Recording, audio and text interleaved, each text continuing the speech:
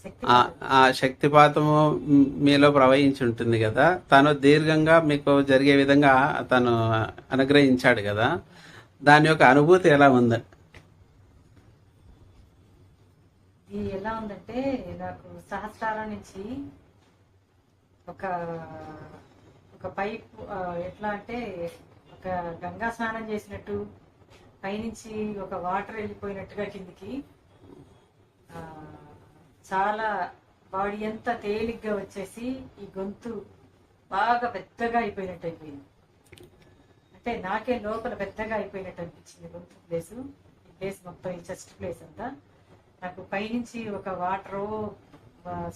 Water పడ్డంత బలంగా లోపలికి body అంతా వెళ్ళిపోయినట్టు అనిపించింది నాకు.